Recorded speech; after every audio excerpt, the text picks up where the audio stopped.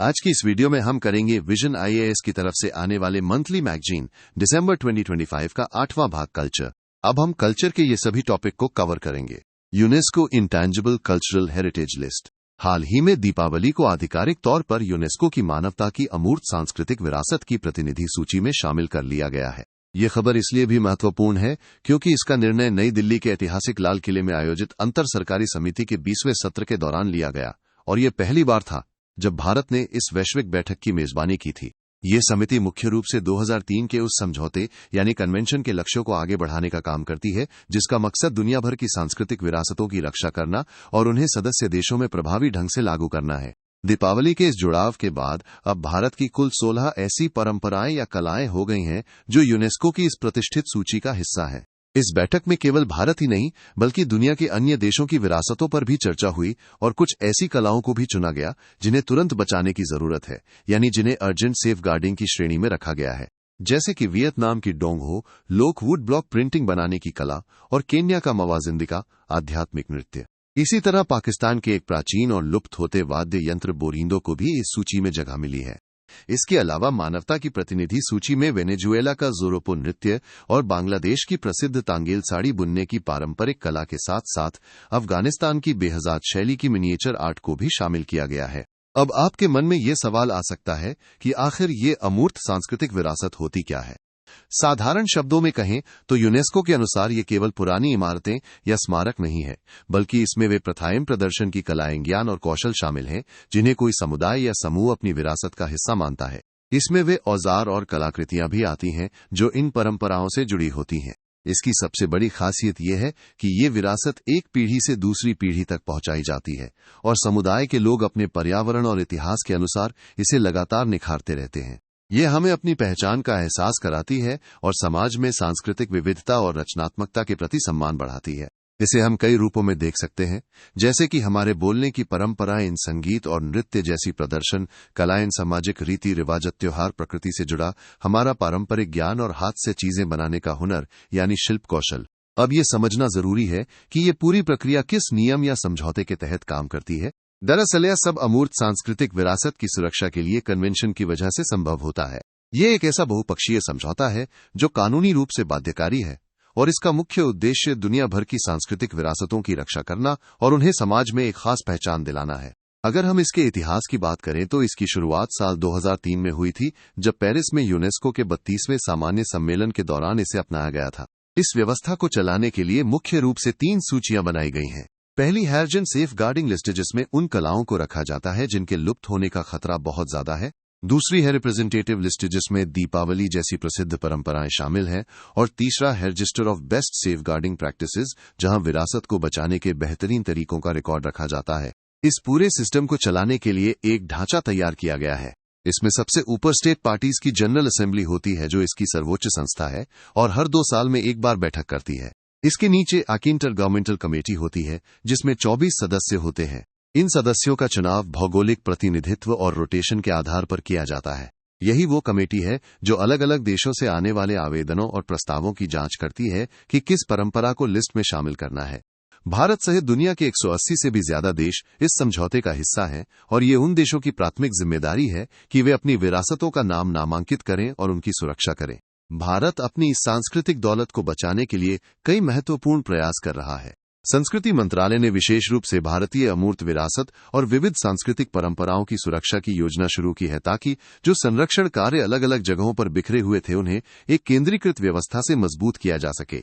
साथ ही संगीत नाटक अकादमी हमारी विरासतों की एक राष्ट्रीय सूची तैयार करती है और उसे समय समय पर अपडेट करती रहती है। भारत के अलग अलग हिस्सों में क्षेत्रीय सांस्कृतिक केंद्र भी बनाए गए हैं ताकि लोक कलाओं को बढ़ावा दिया जा सके। इसके अलावा हमारी सबसे पुरानी गुरु शिष्य परंपरा योजना के जरिए नाटक, संगीत और रंगमंच से जुड़ी मंडलियों को आर्थिक सहायता दी जाती है ताकि ये ज्ञान एक पीढ़ी से दूसरी पीढ़ी तक बिना किसी रुकावट के पहुंचता रहे। हम दीपावली के बारे में विस्तार से बात करेंगे जिसे दिवाली भी कहा जाता है। ये त्योहार कार्तिक अमावस्या के दिन मनाया जाता है जो आमतौर पर अक्टूबर या नवंबर के महीने में आता है।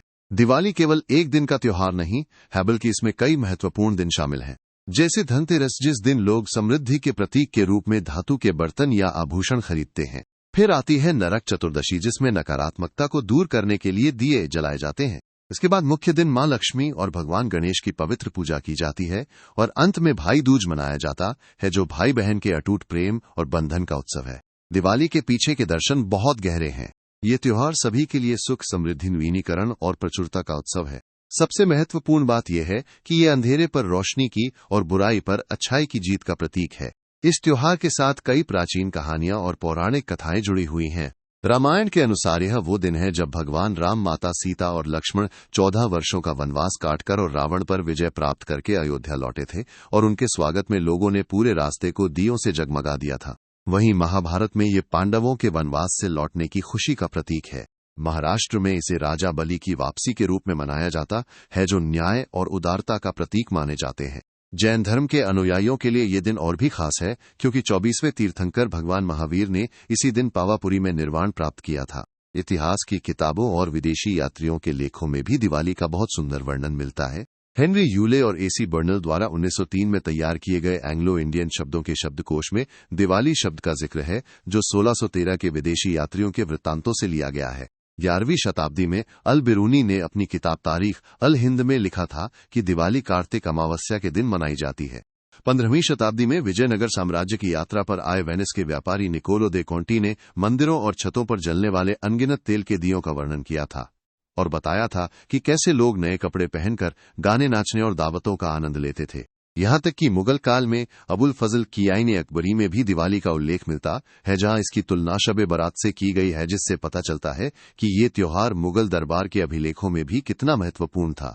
निष्कर्ष के रूप में हम कह सकते हैं कि यूनेस्को की अमूर्त सांस्कृतिक विरासत सूची में दीपावली का शामिल होना उन जीवित परंपराओं को वैश्विक मान्यता देना है जो हमारी सांस्कृतिक पहचान और साझा मूल्यों को दर्शाती हैं। साथ ही भारत द्वारा इंटर गवर्नमेंटल कमेटी के 20वें सत्र की मेजबानी करना ये दिखाता है कि भारत अपनी समृद्ध सांस्कृतिक विरासत को अंतर्राष्ट्रीय स्तर पर सुरक्षित रखने और बढ़ावा देने के लिए कितना प्रतिबद्ध है। आप हमारे चैनल पर PT 365 की वीडियो भी देख सकते हो, जिसमें हमने पूरी डिटेल में करंट अफेयर कवर करवाया है। The communist party of India. हाल ही में 26 दिसंबर 2025 को भारतीय कम्युनिस्ट पार्टी ने अपनी स्थापना के 100 साल पूरे किए हैं। एक सदी का ये सफर न केवल इस पार्टी के लिए बल्कि भारत के लोकतांत्रिक और सामाजिक इतिहास के लिए भी बहुत मायने रखता है। इस पार्टी की कहानी 2 हिस्सों में बंटी हुई है। इसकी पहली नींव भारत से दूर ताशकंद में 1920 में रखी गई थी, जो उस समय सोवियत तुर्किस्तान का हिस्सा था। वहां 7 क्रांतिकारियों के एक समूह ने, जो ब्रिटिश शासन के कट्टर विरोधी थे और 1917 की रूसी क्रांति से गहरे प्रभावित थे, एकजुट होकर इसकी शुरुआत की। इन संस्थापक सदस्यों में MN राय, उनकी पत्नी एवलिन ट्रेंट, राय बनी मुखर्जी रोजा, फिटिंगो व मोहम्मद अली MPT आचार्य और मोहम्मद शफीक शामिल थे, जिन्हें पार्टी का पहला सचिव चुना गया था। लेकिन भारत के भीतर इस पार्टी की औपचारिक स्थापना 1925 के कानपुर कम्युनिस्ट सम्मेलन के दौरान हुई। यहां देश के अलग अलग हिस्सों में सक्रिय कम्युनिस्ट समूहों को एक मंच पर लाया गया। इस सम्मेलन में सिंगारवेलू चेटियार को पहला अध्यक्ष चुना गया, जबकि SV घाटे और JP बागेरहट्टा इसके पहले महासचिव बने। पार्टी के अन्य प्रमुख नेताओं में AK गोपालन, SA डांगेई, MS नंबूदरीपाद और PC जोशी जैसे नाम शामिल हैं, जिन्होंने भारतीय राजनीति में अमिट छाप छोड़ी। CPI की विचारधारा मार्क्सवादी और लेनिनवादी सिद्धांतों पर आधारित है। इनका मानना था कि केवल राजनीतिक आजादी काफी नहीं है, बल्कि असली आजादी तब मिलेगी जब समाज का आर्थिक और सामाजिक शोषण खत्म होगा।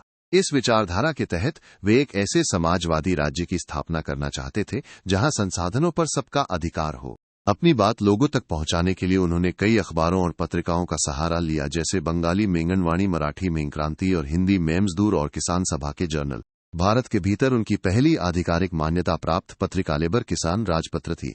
CPI के मुख्य लक्ष्यों में बैंकों का राष्ट्रीयकरण, किसानों और मजदूरों के अधिकारों की रक्षा, जमींदारी प्रथा का अंत और भूमि सुधार जैसे बड़े मुद्दे शामिल थे। पार्टी का इतिहास काफी उतार चढ़ाव भरा रहा है। 1934 में ब्रिटिश सरकार ने इसे अवैध घोषित कर दिया था, लेकिन 1942 में ये पाबंदी हटा ली गई। पार्टी के जीवन में सबसे बड़ा मोड़ 1964 में आया, जब वैचारिक मतभेदों के कारण पार्टी 2 हिस्सों में बंट गई। एक हिस्सा CPI और दूसरा CPIM के रूप में उभरा। अब हम जानेंगे कि कैसे ब्रिटिश काल के दौरान भारत में कम्युनिस्ट आंदोलन यानी कम्युनिस्ट मूवमेंट को दबाने के लिए बड़े षड्यंत्र के मामले यानी मेजर कॉन्स्पिरेसी केसेस चलाए गए थे। सबसे पहले बात करते हैं पेशावर षड्यंत्र मामले यानी पेशावर कॉन्स्पिरेसी केस की, जो 1922 से 1923 के दौरान हुआ था। यह मामला उन प्रवासियों यानी मुहाजिरों के खिलाफ चलाया गया था जो सोवियत संघ से भारत वापस लौट रहे थे। ब्रिटिश सरकार को डर था कि ये लोग देश में क्रांतिकारी विचार ला रहे हैं। इसके बाद 1924 में कानपुर बोल्शेविक षड्यंत्र मामला यानी कानपुर बोल्शेविक कॉन्स्पिरेसी केस सामने आया। इस मामले के जरिए सरकार ने कम्युनिस्ट विचारधारा के प्रसार को रोकने की कोशिश की, जिसके तहत ऐसे डांगे और मुजफ्फर अहमद जैसे मुख्य नेताओं को जेल में डाल दिया गया था। अंत में आता है मेरठ षड्यंत्र मामला यानी मेरठ कॉन्स्पिरेसी केस, जो 1929 से 1933 तक चला। ये मामला बहुत ही चर्चा में रहा क्योंकि इसमें न केवल भारतीय नेता बल्कि फिलिप स्प्रैट और बेंजामिन ब्रैडली जैसे ब्रिटिश कम्युनिस्ट भी शामिल थे। इनके साथ ऐसे डांगे मुजफ्फर अहमद के एम जोगलेकर और पीसी जोशी जैसे बड़े नेताओं पर भी मुकदमा चलाया गया ताकि कम्युनिस्टों की बढ़ती ताकत को पूरी तरह नियंत्रित किया जा सके। सीपीआई ने केवल राजनीति नहीं कि बल्कि समाज के सबसे निचले तबके यानी मजदूर और किसानों को आजादी की लड़ाई से जोड़ने का काम किया। पार्टी ने आम जनता को संगठित करने के लिए कई बड़े संगठनों की नींव रखी, जैसे 1920 में all India trade union Congress और 1936 में ऑल इंडिया किसान सभा और ऑल इंडिया स्टूडेंट्स फेडरेशन। इन संगठनों के माध्यम से महिलाओं, किसानों और मजदूरों ने असहयोग आंदोलन और सविनय अवज्ञा आंदोलन में बढ़ चढ़कर हिस्सा लिया। एक बहुत ही रोचक तथ्य यह है कि पूर्ण स्वतंत्रता की मांग करने वाली सीपीआई पहली पार्टी थी। जब भारतीय राष्ट्रीय कांग्रेस के 1921 के अहमदाबाद सत्र और 1922 के गया सत्र चल रहे थे, तब कम्युनिस्टों ने एक खुला पत्र लिखकर पूर्ण स्वराज की मांग की थी। आपको याद होगा कि कांग्रेस ने यह प्रस्ताव काफी बाद में 1929 के लाहौर सत्र में पारित किया था। सीपीआई ने केवल अंग्रेजों से आजादी की लड़ाई नहीं लड़ी, बल्कि समाज के भीतर फैली बुराइयों के खिलाफ भी मोर्चा खोला। उन्होंने दलितों की समानता और हिंदू मुस्लिम एकता पर जोर दिया। उदाहरण के लिए केरल में ए.के. गोपालन और पी. कृष्ण पिल्लई जैसे नेताओं ने गुरुवायूर मंदिर में अछूतों के प्रवेश के लिए सत्याग्रह का नेतृत्व किया। इसके अलावा कम्युनिस्ट नेताओं ने बाबा साहेब अम्बेडकर के महाड सत्याग्रह और कालाराम मंदिर प्रवेश आंदोलन में भी सक्रिय रूप से भाग लिया। संविधान निर्माण में भी सीपीआई का योगदान अतुलनीय है। क्या आप जानते हैं कि भारत के लिए एक संविधान सभा का विचार सबसे पहले 1934 में एम.एन. राय ने ही औपचारिक रूप से रखा था? इतना ही नहीं, 1925 में सीपीआई पहली ऐसी पार्टी बनी जिसने सांप्रदायिक संगठनों के सदस्यों को अपनी पार्टी में शामिल होने पर रोक लगा दी थी। हमारे संविधान में जो धर्मनिरपेक्षता, न्याय, समानता और अल्पसंख्यकों के अधिकारों की बात की गई है, उसे आकार देने में कम्युनिस्ट विचारधारा का बड़ा प्रभाव रहा है। उन्होंने जमींदारी प्रथा को खत्म करने और जमीन जोतने वाले की जैसे क्रांतिकारी नारों को बुलंद किया। वैचारिक रूप से भी प्रगतिशील लेखक संघ जैसे मंचों के जरिए उन्होंने क्रांतिकारी विचारों को फैलाया। एक चाहे वो किसानों के संघर्ष हों या मजदूरों की हड़तालें, सीपीआई के नेताओं ने हमेशा अग्रिम पंक्ति में रहकर उनका समर्थन किया। अब हम बात कर रहे हैं उन प्रमुख विद्रोहों यानी मेजर रिवोल्ट्स की, जिन्हें भारतीय कम्युनिस्ट पार्टी यानी सीपीआई ने अपना समर्थन दिया था। इन आंदोलनों का मुख्य मकसद गरीब किसानों और मजदूरों को उनके हक दिलाना था। सबसे पहले बात करते हैं तेलंगाना पीपल्स रिवोल्ट की, जो 1946 से 1951 तक चला। ये तेलंगाना क्षेत्र में एक सशस्त्र संघर्ष यानी आर्म्ड स्ट्रगल था, जिसे कम्युनिस्ट पार्टी और किसान सभा ने मिलकर शुरू किया था। इसका सबसे बड़ा उद्देश्य जमींदारी प्रथा यानी लैंडलॉर्डिज्म को जड़ से खत्म करना था, ताकि खेती करने वालों को अपनी जमीन मिल सके। इसके बाद आता है तेभागा आंदोलन यानी तेभागा स्ट्रगल, जो 1938 से 1949 के बीच पश्चिम बंगाल में हुआ। कम्युनिस्ट पार्टी के नेतृत्व वाली अखिल भारतीय किसान सभा यानी ऑल इंडिया किसान सभा ने इस आंदोलन को आगे बढ़ाया। किसानों की मांग बहुत स्पष्ट थी कि फसल की पैदावार को 3 हिस्सों में बांटा जाना चाहिए, जिसमें से 2/3 हिस्सा बटाईदार किसानों यानी टेनेंट फार्मर्स को मिले और सिर्फ 1/3 हिस्सा उप जमींदारों यानी जोतदारों के पास जाए। अब नजर डालते हैं केरल के पुन्नप्रा वायलर संघर्ष यानी पुन्नप्रा वायलर स्ट्रगल पर, जो 1946 में हुआ था। कम्युनिस्ट पार्टी के नेतृत्व में अलप्पुझा के नारियल रेशों का काम करने वाले मजदूरों और खेतीहर मजदूरों ने त्रावणकोर के दीवान के निरंकुश शासन के खिलाफ आवाज उठाई थी। उनका मकसद एक लोकतांत्रिक सरकार यानी डेमोक्रेटिक गवर्नमेंट की स्थापना करना था। इसी कड़ी में त्रिपुरा के आदिवासियों का संघर्ष यानी त्रिपुरा ट्राइबल स्ट्रगल भी बहुत महत्वपूर्ण है।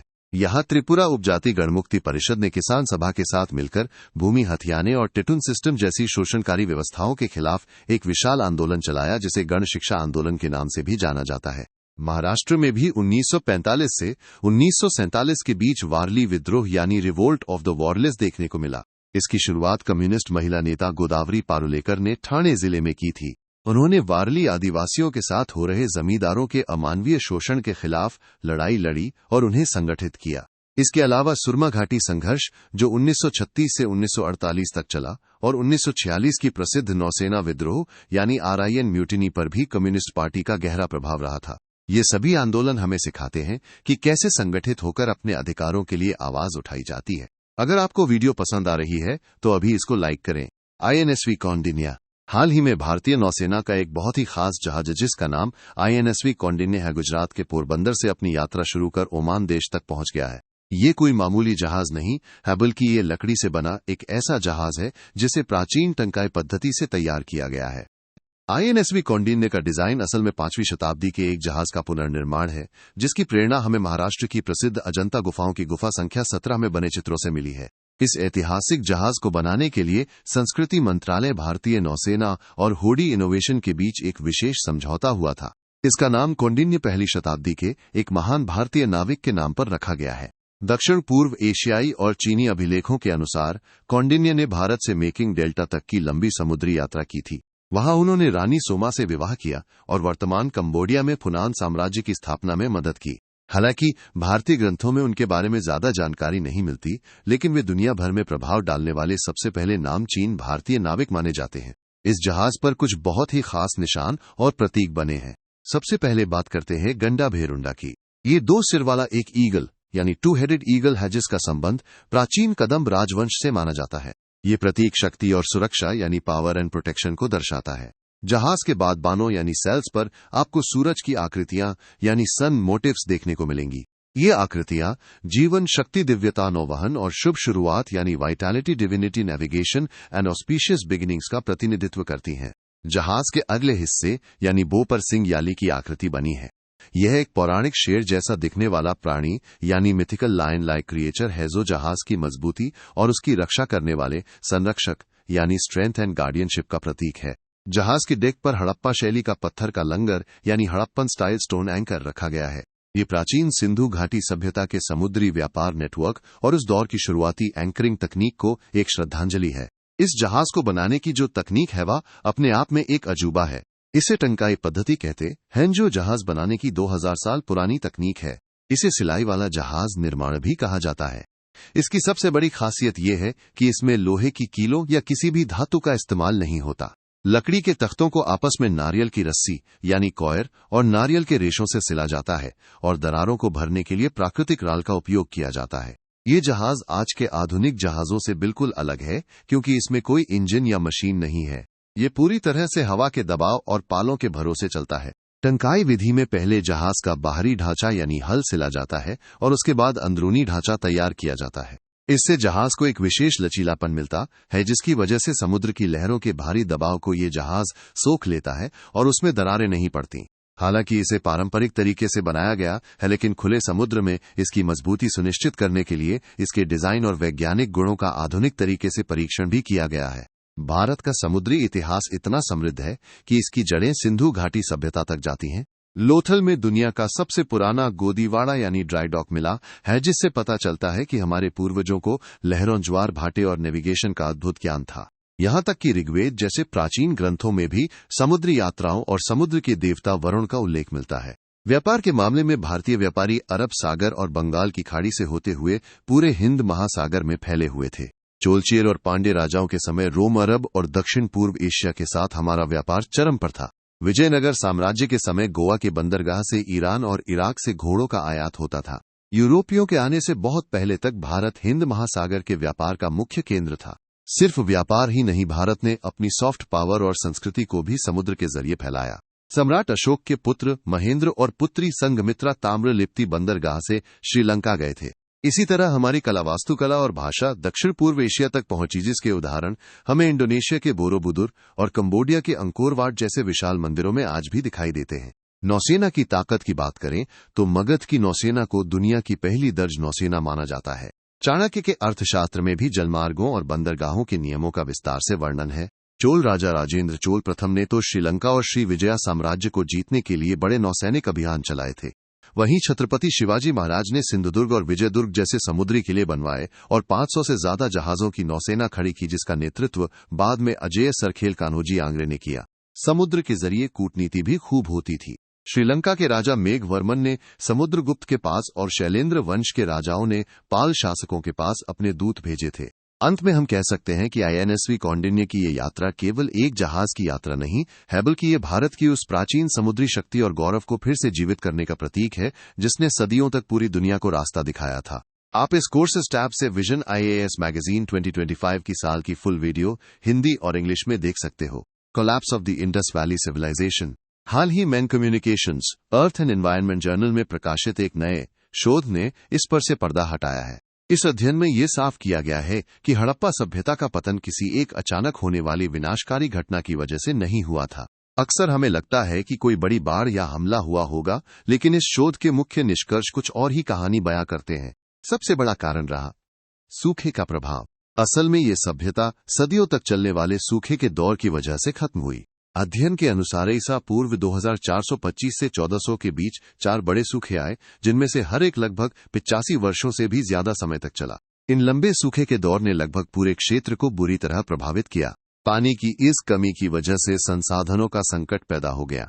जल विज्ञान में आए बदलावों के कारण नदियां, झीलें और मिट्टी सूखने लगी। जब जीवन की बुनियादी जरूरतें पूरी नहीं हुई तो हड़प्पा वासियों को रहने के लिए अनुकूल परिस्थितियों की तलाश में बार बार अपनी जगह बदलने यानी पलायन करने के लिए मजबूर होना पड़ा।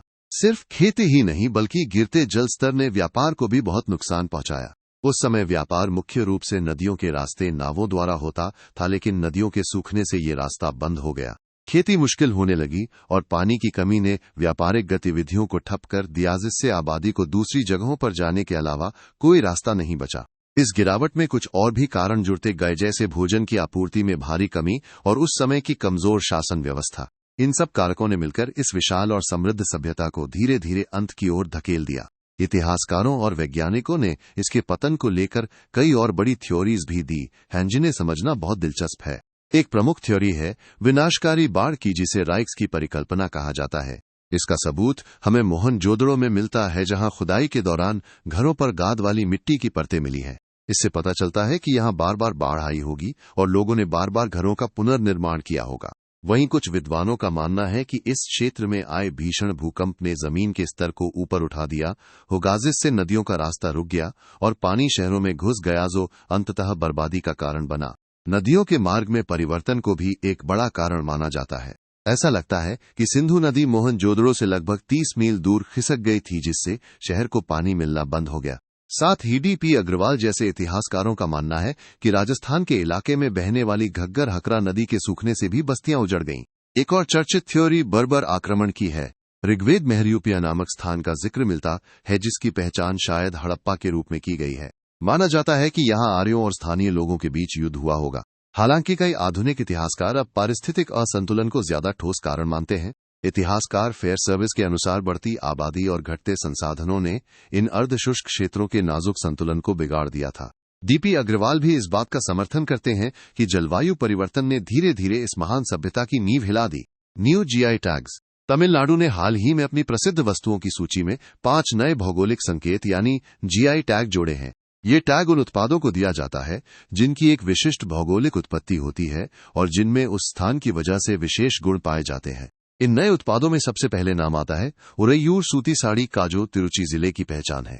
ये अपनी बारीक बुनाई और चोल काल से जुड़ी पारंपरिक कला के लिए मशहूर है। दूसरा उत्पाद है कविंदापाड़ी नट्टू शक्कर, जो एक विशेष प्रकार का गुड़ पाउडर है। इरोड जिले के इस गुड़ को इसके अनोखे रंग और स्वाद के लिए जाना जाता है।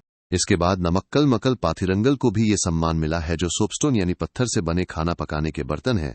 ये बर्तन गर्मी को लंबे समय तक रोक कर रखने और खाने के स्वाद को बढ़ाने के लिए जाने जाते हैं। खेती की बात करें तो थुएमल्ली चावल को भी जीआई टैग मिला है। इसके नाम का अर्थ है शुद्ध चमेली, क्योंकि इसके दाने चमेली की कली की तरह सफेद और चमकदार होते हैं। ये सामा सीजन की एक पारंपरिक किस्म है, जिसे तैयार होने में 135 से 140 दिन लगते हैं। वहीं बच्चों और कला प्रेमियों के लिए अम्ब समुद्रम चौप्पू सामान एक बड़ी खबर है। ये लकड़ी के बने छोटे खिलौने और रसोई के मिनिएचर सेट होते हैं, जिन्हें प्राकृतिक रंगों से सजाया जाता है। इन 5 नए जुड़ावों के साथ अब तमिलनाडु के पास कुल 74 जीआई टैग उत्पाद हो गए हैं। सिर्फ तमिलनाडु ही नहीं, आंध्र प्रदेश के श्रीकाकुलम जिले के पोंडूरू खादी को भी जीआई टैग मिला है। ये खादी पहाड़ी इलाकों में उगने वाली कपास की एक ऐसी किस्म से बनाई जाती है जिसमें कीड़े नहीं लगते, यानी इसकी खेती में रसायनों की जरूरत नहीं पड़ती।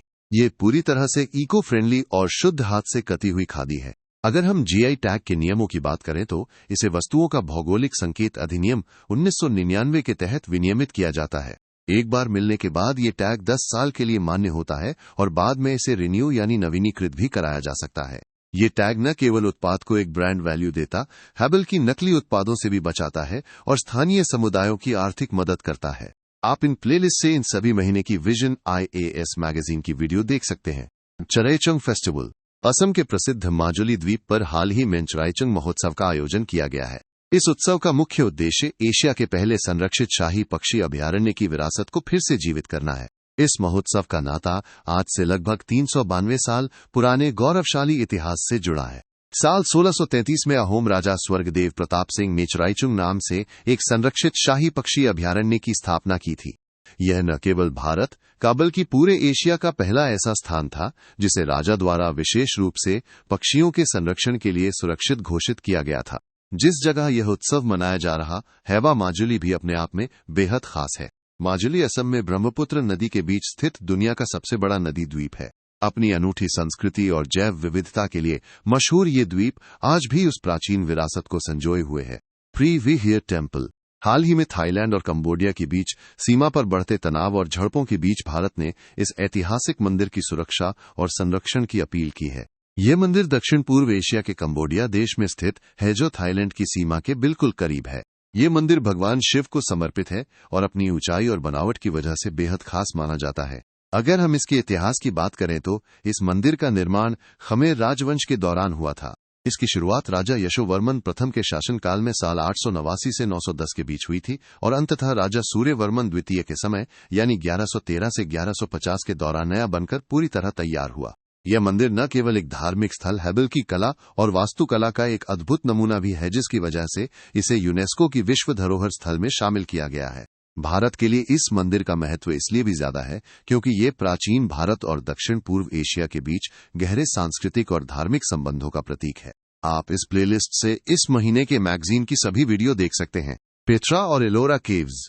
हाल ही में भारत और जॉर्डन देश के बीच एक बहुत ही खास ट्विनिंग एग्रीमेंट यानी जुड़वा समझौता हुआ है। ये समझौता यूनेस्को की दो विश्व प्रसिद्ध विरासतों एलोरा की गुफाएं और पेट्रा के बीच किया गया है। ये दोनों ही जगहें अपनी शानदार पत्थरों को काटकर बनाई गई वास्तुकला के लिए जानी जाती हैं। सबसे पहले बात करते हैं हमारे देश की शान एलोरा की गुफाओं के बारे में। ये गुफाएं महाराष्ट्र के संभाजी नगर जिले में चरणाद्री पहाड़ियों पर स्थित हैं जिसके पास से एलागंगा नदी बहती है। इनका निर्माण मुख्य रूप से साल 600 से 1000 के बीच राष्ट्रकूट और यादव राजवंशों द्वारा कराया गया था। एलोरा की सबसे बड़ी विशेषता यह है कि इन गुफाओं को बेसॉल्ट की चट्टानों को काटकर ऊपर से नीचे की ओर तराशा गया है। यहाँ हिंदू, बौद्ध और जैन धर्म के स्मारक एक साथ कंधे से कंधा मिलाकर खड़े हैं जो प्राचीन भारत की धार्मिक सहिष्णुता और सद्भाव का एक बेहतरीन उदाहरण पेश करते हैं। इन गुफाओं में तीनों धर्मों से जुड़ी शानदार भित्ति चित्रकारी यानी म्यूरल पेंटिंग्स भी देखने को मिलती हैं।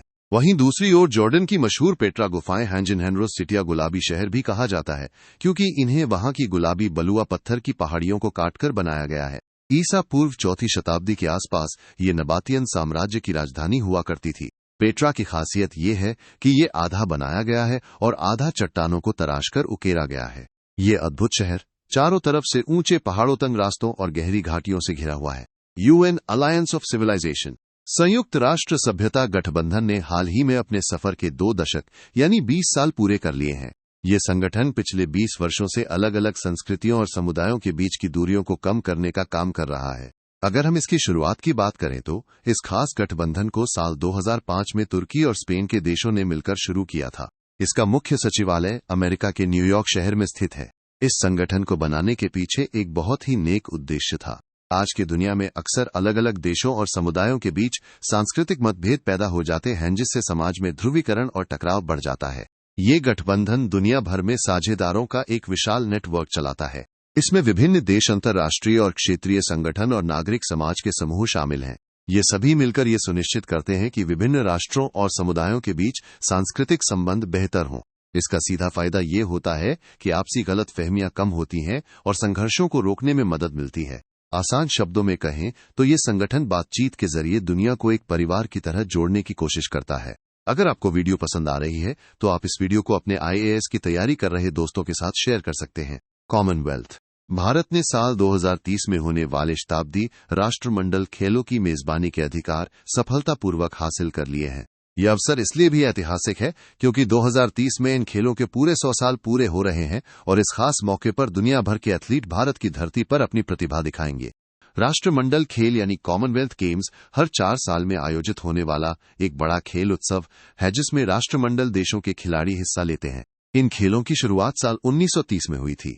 भारत के लिए मेजबानी का ये अनुभव नया नहीं है। इससे पहले साल 2010 में दिल्ली में 19वें राष्ट्रमंडल खेलों का बहुत ही भव्य आयोजन किया गया था।